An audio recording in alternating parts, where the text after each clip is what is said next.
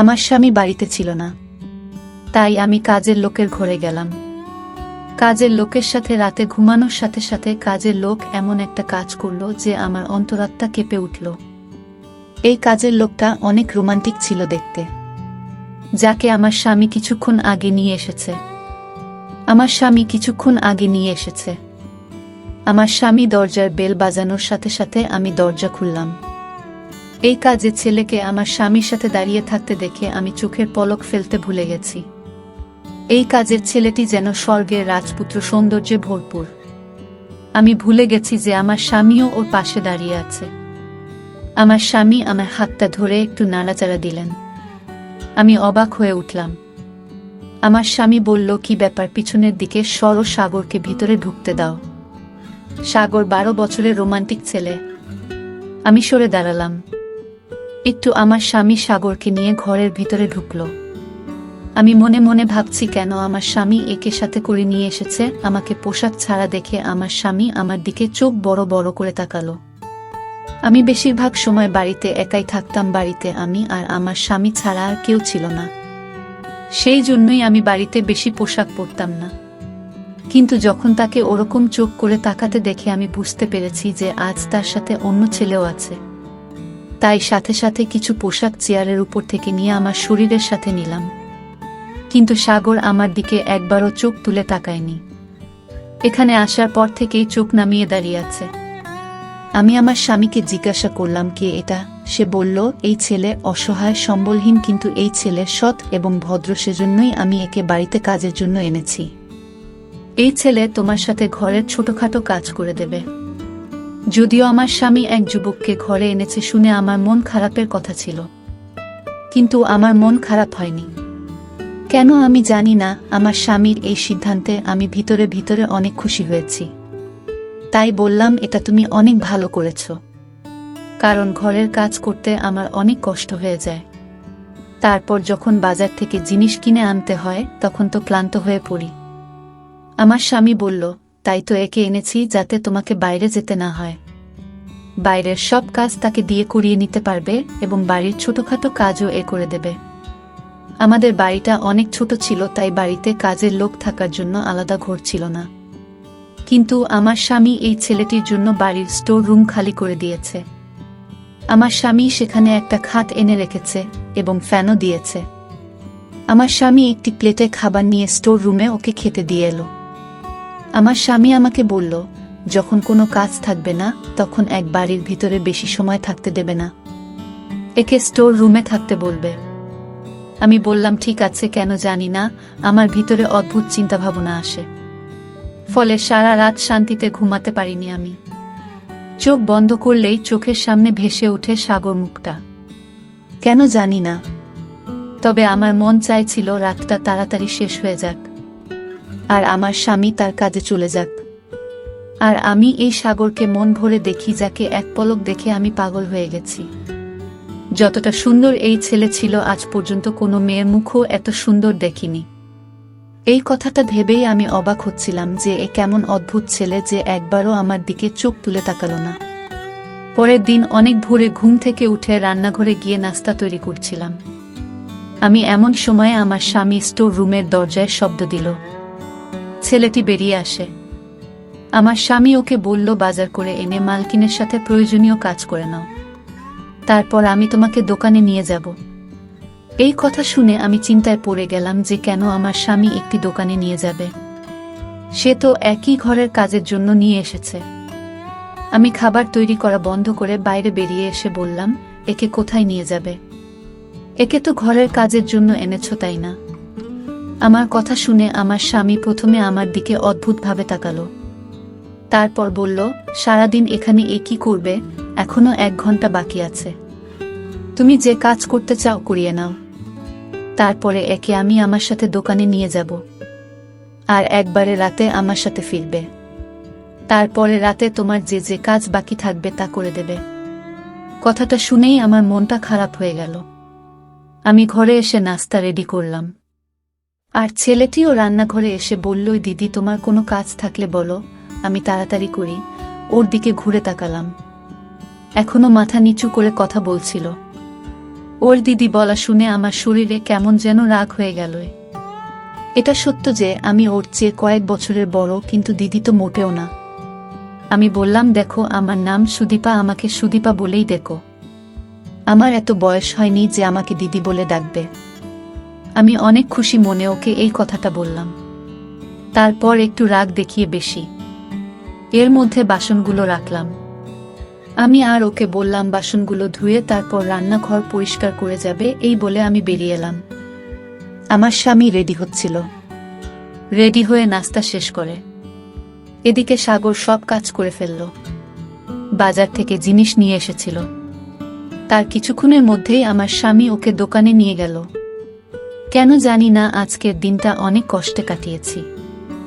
আমার মনে হচ্ছিল সময় যেন থেমে গেছে। আমি বারবার ঘড়ির দিকে তাকাতে থাকলাম, যদিও প্রতিদিন আমার সময় দেখতে দেখতেই কেটে যেত, কারণ ঘরের কাজে সারাদিন ব্যস্ত থাকতাম। আমি তাই মনে হতো দিনটা অনেক তাড়াতাড়ি পার হয়ে গেল, কিন্তু আজ যেন সময় পার হচ্ছে না। এই অস্থিরতায় আমি অনেক কষ্ট পাচ্ছিলাম। বারবার আমার ওই ছেলের কথা মাথায় আসছিল। আমার স্বামী রাতে আসার সময় হওয়ার আগেই আমি তাড়াতাড়ি রুমে গিয়ে ভালো পোশাক পরে মেক আপ করলাম, এমনকি আমার চুলগুলো ছেড়ে দিলাম। যদিও আমার বিয়ে হয়েছে 7 বছর, আমি কখনই আমার স্বামীর জন্য এভাবে সাজিনি। বিয়ের প্রথম 1 মাস নিজেকে সুন্দর করে সাজাতে, এরপরে আমি ঘরের কাজে এত ব্যস্ত হয়ে পড়ি যে সাজার কথা মাথাতেই আসতো না আমার। কিন্তু আজকে কেন জানি না আমার নিজেকে সুন্দর করে সাজাতে মন চাইল। আমাকে সবাই সুন্দরী বলতো। বয়স প্রায় 30 বছর হলে কি হবে? আমার সুন্দর চেহারার কারণে বেশিরভাগ মানুষ আমাকে অবিবাহিত বলেও মনে করত। আমি যখনই আমার স্বামীর সাথে কোথাও যেতাম সবার চোখ আমার দিকে আটকে থাকত, কারণ আমার স্বামী চেহারা ভালো ছিল না। তার অনেক বড় শরীর এবং উচ্চতাও কম, আর আমি সুন্দরী। সেজন্যই আমার কাজের ছেলে সাগরের চেহারা দেখে আমার মনের মধ্যে কেমন যেন হচ্ছে, আমার মনের ভিতরে গোলাপ ফুল ফুটে উঠল। রাতে আমার স্বামী ঘরে ঢোকার সাথে সাথে আমাকে দেখে অবাক হয়ে গেল, কিন্তু আমার চোখ শুধুমাত্র সাগরের দিকে। আমি অনেক কষ্টে সারাটা দিন পার করেছি, কিন্তু একটা অদ্ভুত ছেলে, কারণ ও আমার দিকে একবারও চোখ তুলে তাকায়নি। আর এটা আমাকে ভিতর ভিতর আরো কেমন করে তুলল। কিন্তু আমার স্বামী আমাকে দেখে অনেক খুশি। খাওয়া দাওয়ার পরে বলল, সুদীপা, চলো তোমাকে নিয়ে লং ড্রাইভে যাই। তোমাকে দেখতে অনেক সুন্দর মনে হচ্ছে। কিন্তু আমি তো তার জন্য সাজিনি। যার জন্য এত কষ্ট করে সাজালাম সে আমার দিকে একবারও চোখ তুলে তাকালো না। আমি চেয়েছিলাম ও আমাকে দেখুক এবং আমাকে দেখার পর তো অবাক হোক, কারণ আমিও দেখতে কম সুন্দরী। কিন্তু অত সোজা স্টোর রুমে চলে গেল। আমি আমার স্বামীকে বললাম, আমার মাথা ব্যথা করছে, আমি কোথাও যেতে পারবো না। এই বলেই আমি আমার রুমে চলে এলাম। আমি হাতের চুড়িগুলো খুলে সামনে ড্রেসিং টেবিলে রাখলাম এবং মেকআপ তুলে পোশাক পরিবর্তন করে ফেললাম। আমি শুয়ে শুয়ে ভাবতে থাকলাম কিভাবে এই ছেলের মন জয় করব। আমার মাথায় একটা আইডিয়া এলো, তাই আমার স্বামীর ওঠার আগেই আমি ছাদে চলে গেলাম। ভিজে পোশাক শুকোতে দিতে গিয়ে ইচ্ছাকৃতভাবে আমার পা মুড়িয়ে নিলাম, আর ব্যালেন্স রাখতে না পেরে সিঁড়ি দিয়ে নিচে পড়ে গেলাম। আর আমার পা খারাপভাবে ব্যথা পেল। যা আমি ভেবেছিলাম ঘটনাটা তার বিপরীতে হয়ে গেল। আমি চিৎকার করে কাঁদতে থাকলাম। আমার স্বামী এবং সাগর দুজনেই ঘর থেকে দৌড়ে বেরিয়ে হলো। আমার স্বামী আমাকে ছাদের সিঁড়ির নিচে পড়ে থাকতে দেখে জিজ্ঞেস করলো, কি হয়েছে? আমি বললাম, আমার পা ভেঙে গেছে। সে আমাকে হাত ধরে দাঁড় করানোর চেষ্টা করলে আমি চিৎকার করে উঠলাম, আমি সত্যি সত্যি আমার পায়ের হাড় ভেঙে গিয়েছে। আমার স্বামী আমাকে উঠিয়ে গাড়িতে করে হাসপাতালে নিয়ে গেল। ডাক্তার আমাকে বললেন যে আমার পায়ের হাড় ভেঙে গেছে, তাই পায়ের উপরে প্লাস্টার দেওয়া হলো। আমাকে বাড়িতে এনে বিছানায় শুয়ে দিল। আমার স্বামী টেনশনে পড়ে গেলেন এবং বললেন, এখন আমি কিভাবে দোকানে যাব? সাগরকে দোকান চালাতে পাঠিয়ে দেয়। তারপরে আবার বললেন, সাগর দোকানে যাওয়ার কদিনই বা হলো, ও কি দোকান চালাতে পারবে? আমি আমার স্বামীকে বললাম, তুমি দোকানে যাও, সাগরকে এখানে রেখে যাও, আমার কিছু দরকার হলে ওকে বলবো। আমার স্বামীও রাজি হয়ে নিজের কাজে চলে গেল। আমি মনে মনে অনেক খুশি। যদিও আমার পায়ে অনেক ব্যথা হচ্ছিল। আমি পা নাড়াচাড়া করতে পারছিলাম না, কিন্তু আমার মনে শান্তি ছিল। অনেক স্বামী চলে যাওয়ার সাথে সাথে আমি সাগরকে ডাকলাম এবং আমার কিছু পোশাক খুলে সামনের সোফায় ফেলে দিলাম। সাগর আমার রুমে ঢোকার সাথে সাথেই নিচের দিকে তাকিয়ে বলল, বলুন। আমি চেয়েছিলাম ও আমাকে দেখুক, তাই আমি ওকে আমার কাছে আসতে বললাম। সাগর আমার কাছে এসে জিজ্ঞেস করল, বলুন কি বলবেন? আমি রান্না করতে পারি, তাই রান্না করে ফেলেছি। রান্নাঘর এবং ঘরও পরিষ্কার করে ফেলেছি। আমি ওকে বসতে বললাম।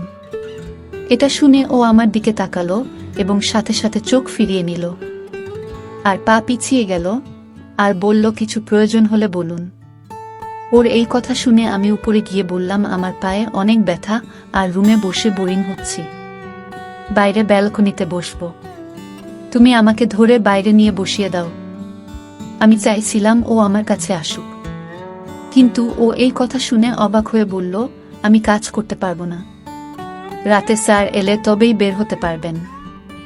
এই বলেই রুম থেকে বেরিয়ে গেল। আমার অনেক রাগ হচ্ছিল যে ও নিজেকে কি ভাবে। আমি যতই ওর কাছে যাওয়ার চেষ্টা করছি, ও তো আমার থেকে দূরে পালাচ্ছিল। কিন্তু একদিন সুযোগ পেয়ে গেলাম। আমার স্বামী কাজের জন্য বাড়ি থেকে বের হয়েছে।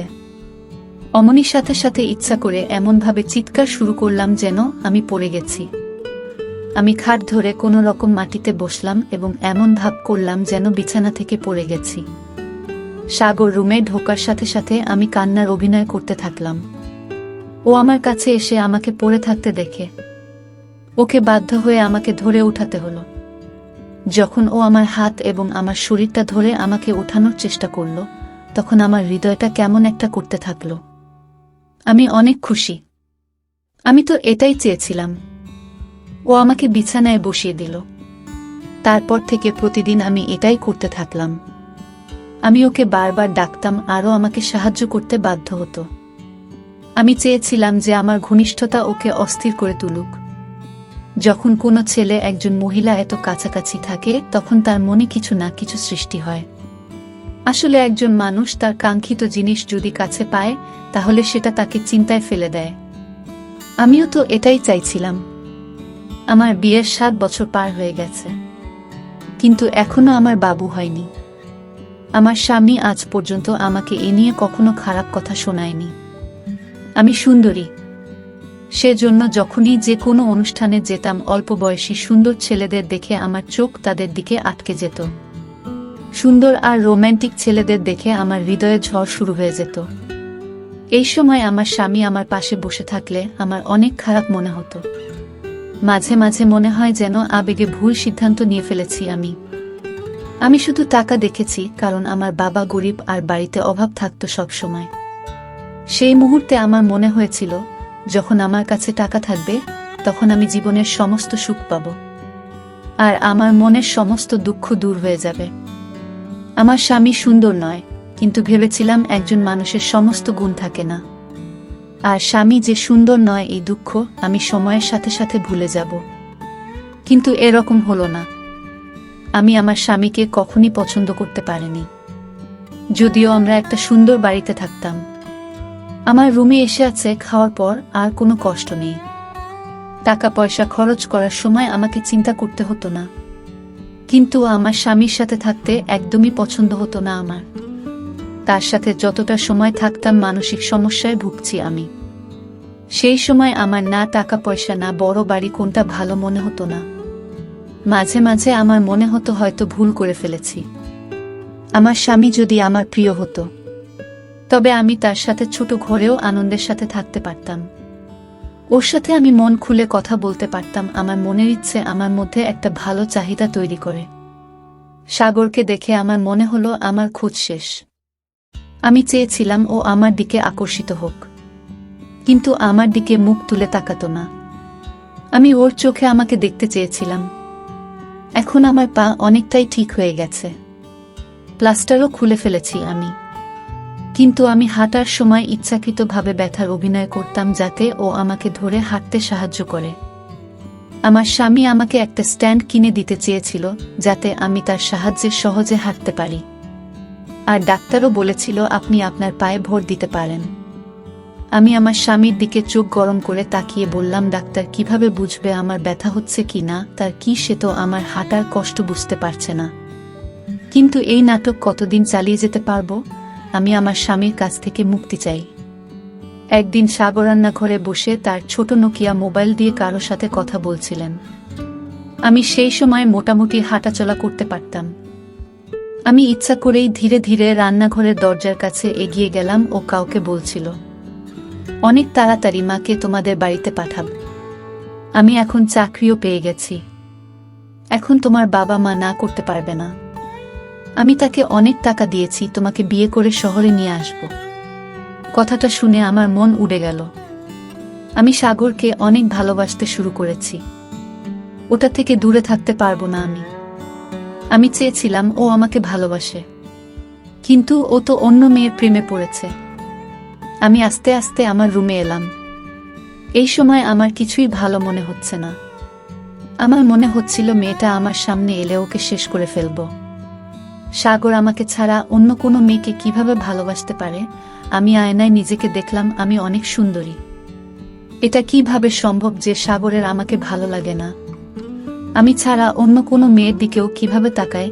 তারপরে আমার মাথায় আসতে থাকলো, ওই মেয়েটা হয়তো অনেক সুন্দর, আমিও হয়তো তার মতো সুন্দরী না। সে যাই হোক না কেন, আমি সহ্য করতে পারছিলাম না। রাগে আমার চোখ থেকে পানি পড়তে থাকলো। আমি সাগরকে ডাকলাম। ও আমার রুমে এসে আমাকে নিজের পায়ে দাঁড়িয়ে থাকতে দেখে অবাক হয়ে বলল, আমাকে কেন ডেকেছেন? আমি বললাম, ভিতরে এসো, তোমার সাথে আমার কিছু কথা আছে। ঘরের ভিতরে এলে আমি ওকে বললাম, আমি তোমাকে ভালোবাসি। ও আমার এই কথা শুনে আমার মুখের দিকে প্রথমে বারবার তাকালো, সেটাও খারাপ চোখে। ও বলল, এ কথা বলতে আপনার লজ্জা করে না?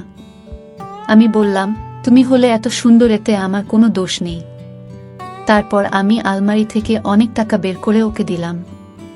এত টাকা দেখে অবাক হয়ে গেল। আমি বললাম, আমি তোমাকে টাকা দিয়ে ভরিয়ে দেব যদি তুমি আমার ইচ্ছা পূরণ করো। আমি শুধু এই অবধি বলেছিলাম, তখন ও আমার মুখে একটা থাপ্পড় দিল এবং বলল, আমি মালিককে সব কথা বলে দেব যে আপনার চিন্তা ভাবনা কি। আমি আপনাকে সবসময় বড় দিদির মতো ভাবি, আর আপনার আমাকে নিয়ে এসব ভাবতে লজ্জা করে না। আমি ওর থাপ্পড়ে এতটা ব্যথা পাইনি যতটা ওর দিদি ডাকাতে পেয়েছি।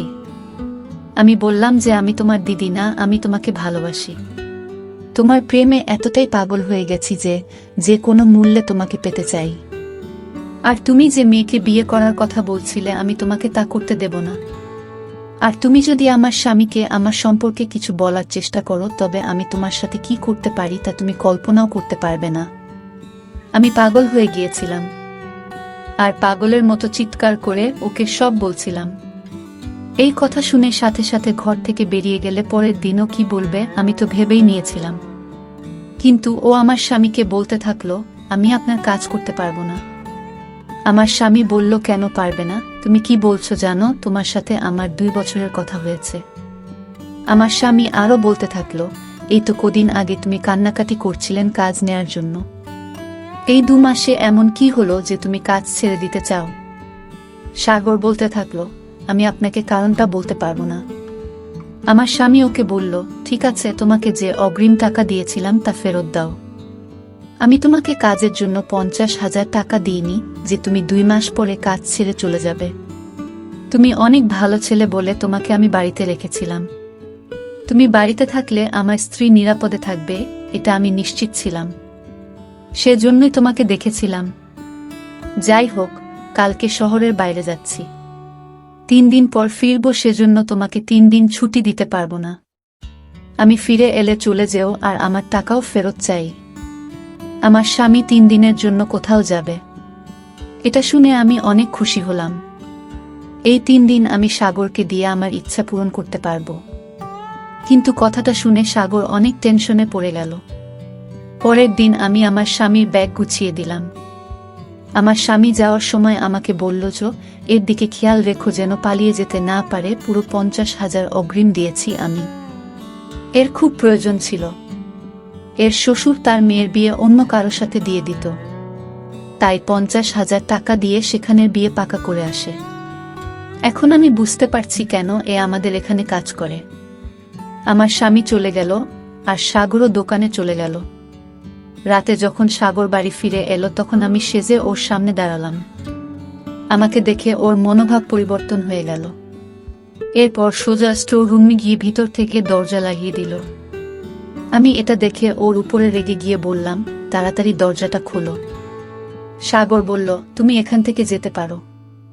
আমি দরজা খুলব না। আমি অনেকক্ষণ ওর দরজার সামনে ছিলাম। তারপরে ক্লান্ত হয়ে ঘরে ফিরে এলাম। ওর উপর আমার অনেক রাগ হচ্ছিল। রাত 12টার দিকে আমার মাথায় হঠাৎ খেয়াল হলো যে আমার কাছে তো স্টোর রুমের চাবি আছে। আমি দেরাজ থেকে স্টোর রুমের চাবি বের করে অনেক আস্তে আস্তে স্টোর রুমের দরজা খুললাম। সামনের খাটের উপর মুখে চাদর দিয়ে সাগর ঘুমাচ্ছিল। আমি আস্তে আস্তে স্টোর রুমের দরজা বন্ধ করে ঘাটের উপরে ওর পাশে গিয়ে শুয়ে পড়লাম। ঘরে হালকা অন্ধকার ছিল। আমি ওকে ধরতেই যে শব্দ শুনলাম তা আমার মন কাঁপিয়ে দেওয়ার জন্য যথেষ্ট। আমি সাথে সাথে উঠে বসলাম। একটা টর্চের আলো আমার মুখের উপর পড়ল। তার আলোয় আমি দেখতে পেলাম যে লোকটা খাট দখল করে আছে সে আর কেউ না, আমার স্বামী। এটা দেখে আমি অবাক হয়ে গেলাম। আমার স্বামী বলল, সাগর আমাকে তোমার ব্যাপারে সব কথা বলেছে এবং আমি মিথ্যা বলেছিলাম যে আমি অন্য শহরে যাচ্ছি। আমি তোমার সত্যিটা দেখতে চেয়েছিলাম। আমি কাঁদতে থাকলাম। আমার স্বামীর সামনে আমার সব সত্যটা বেরিয়ে গেছে। সে আমাকে ছেড়ে দিল আর সকালে আমাকে বাপের বাড়িতে ফিরে যেতে বলল, আর বলল আমিও সুন্দরী মহিলার সাথে আমার জীবন কাটাতে পারি, কিন্তু খারাপ মহিলার সাথে না। একজন স্বামী তার স্ত্রীর শখ পূরণের জন্য সারাদিন কঠোর পরিশ্রম করে এবং সে স্ত্রীর কাছ থেকে বিশ্বস্ততা আশা করে, নইলে টাকা দিয়ে তো যে কোনো খারাপ মহিলা বিছানায় যেতে রাজি হয়ে যায়। আমি সবকিছু হারিয়ে ভাবছি যদি আমি আমার চরিত্রটা ঠিক রাখতাম, যেমনটা সাগর একজন ছেলে মানুষ হয়েও রেখেছিল। তো বন্ধুরা, এই ছিল আজকের গল্প। আশা করি গল্পটি অনেক ভালো হয়েছে। যদি ভালো লাগে ভিডিওটিতে লাইক করবেন। সবাই ভালো থাকবেন। ধন্যবাদ।